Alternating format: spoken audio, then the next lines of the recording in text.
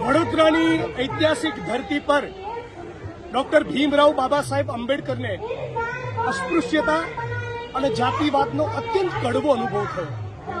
એ કડવા અનુભવના અંતે એમણે સંકલ્પ કર્યો અને 23 સપ્ટેમ્બર ત્યારથી એક સંકલ્પ દિવસ તરીકે સમગ્ર ગુજરાત અને દેશના ફક્ત દલિત બહુજનો નહીં, તમામ એવા લોકો જે ન્યાય, સમાનતા અને બંધુત્વમાં માને છે એની ઉજવણી કરે છે. ગુજરાતના અને દેશના દલિતો અસ્પૃશ્યતાની નાબૂદી થાય, જાતિવાદ અને આખી જાતિ વ્યવસ્થા ખતમ થાય અને સમાનતા અને બંધુત્વ આવે. સતત દલિતો એનો સંકલ્પ તો કરે જ છે, પણ દુઃખ સાથે કહેવું પડે છે કે આ આરએસએસની ભાજપ સરકાર એ કયા દિવસે બંધારણ લાગુ કરવાનો સંકલ્પ કરશે? આ ગુજરાતની ભાજપ સરકાર ક્યારે સંકલ્પ કરશે કે થાનગઢના અને ઉના કાંડના પીડિતોને ન્યાય મળે? કોઈ ભાનુભાઈ વણકરે આત્મવિલોપન કરવું ન પડે, કોઈ સફાઈ કામદારે ગટરમાં ઉતરીને મરવું ન પડે. આ કહેવાતા વાઇબ્રન્ટ સ્વર્ણિમ ગુજરાતના એક પણ ગામમાં અસ્પૃશ્યતા અને જાતિવાદ બચે નહીં, એનો સંકલ્પ આરએસએસ અને ભાજપ કરતા નથી.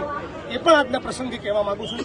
અને સાથોસાથ વડોદરા મ્યુનિસિપલ કોર્પોરેશન અને વડોદરા ભાજપને પણ કહેવા માંગુ છું, એટલે કમસે કમ એટલો તો સંકલ્પ કરો કે મગરો રોડ ઉપર ના આવે.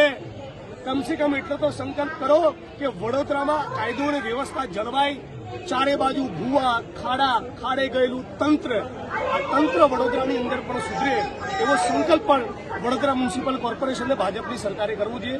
આજે ફરી એકવાર તમામ ભીમ સૈનિકો, તમામ બુદ્ધિસ્ટોને મારા ક્રાંતિકારી જય ભીમ પાઠવું છું અને સંકલ્પ દિવસની ખૂબ ખૂબ શુભેચ્છાઓ પાઠવું. વિઘ્નેશભાઈ, મારો સવાલ આ છે કે હરણી બોટકાના જે પીડિતો હજુ સુધી ન્યાય નથી મળી, આપ આગળ આવશો? બિલકુલ, હરણી બોટકાંડના પીડિતોને ન્યાય મળવો જોઈએ, સુરત તક્ષશિલાના પીડિતોને ન્યાય મળવો જોઈએ, રાજકોટ અગ્નિકાંડના પીડિતોને ન્યાય મળવો જોઈએ, ડીસાની ફેક્ટરીમાં બ્લાસ્ટ થયો એ બનાસકાંઠાના ડીસાના પીડિતોને ન્યાય મળવો જોઈએ, અને તાજેતરમાં વડોદરામાં જે બ્રિજ કોલેપ્સ થયો એના પીડિતોને પણ ન્યાય મળવો જોઈએ. કોંગ્રેસ પાર્ટી તરીકે અને ગુજરાતના નાગરિક તરીકે આ તમામ પીડિતોને પડખે ઉભા રહેવાનો અમે તો સંકલ્પ કરીએ છીએ, પણ અમારે અરજી કે આવેદનપત્ર પણ આપવું પડે અને પીડિતોને ન્યાય અને વળતર મળે એવો સંકલ્પ ભાજપ સરકાર કરે.